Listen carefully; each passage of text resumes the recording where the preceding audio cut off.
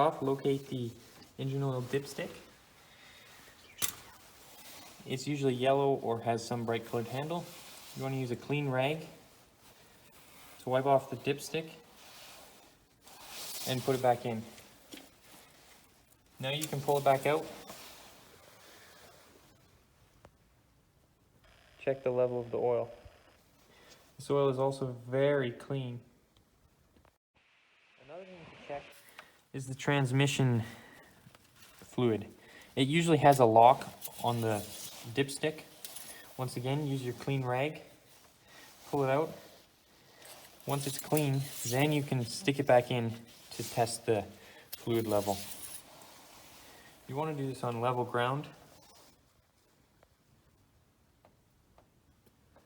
And this one, once again, is nice and clean. There are usually readings that say hot and cold. Right here is the cold level. Right here is the hot level. In front of the engine, there should be a engine coolant reservoir. You want to make sure that when you test this, that you never open when hot. So this engine hasn't been run for a while. So you can open it up and check to see that it's full. This is the coolant overflow tank. It's right next to the fill and mounted on the radiator. You can see by my finger you can see the line of coolant, and you want to make sure that there is some amount of coolant in here. This is for expansion and contraction. This is the power steering fluid reservoir. This is how you can check the level. You can open it up and tell that there's some fluid in there. You can also look on the sides down here and tell that it's full. These are your levels, just to tell you at different temperatures if it has the right amount of fluid.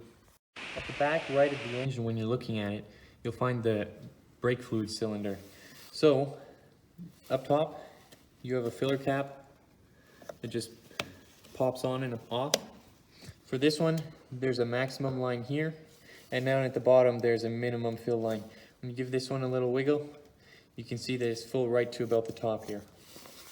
So here's the battery. It's not fluid, but what you want to check is to make sure that the battery is securely in place.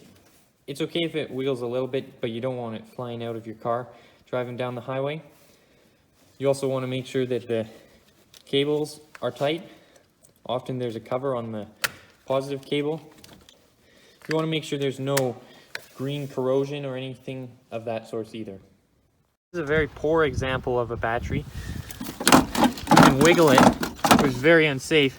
Also, the terminals can come off. It's not good. That's really corroded. You do not want that. Right above the battery is the air box. So to view the air filter, you want to just do the two pop tabs, and then you can lift it up. There's also hinges on the back. You can see here, this filter is quite clean. If it's a lot dirtier than that, you'll want to replace that. Install, you want to just do the reverse, make sure the hinges are clipped in.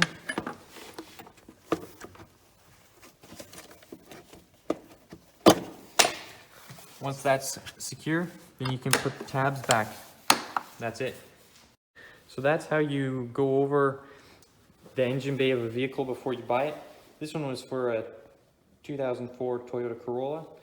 You can also use this technique to view other cars before purchase. Other vehicles might have the fluids in different locations, but they're all quite self-explanatory usually to find where they're located.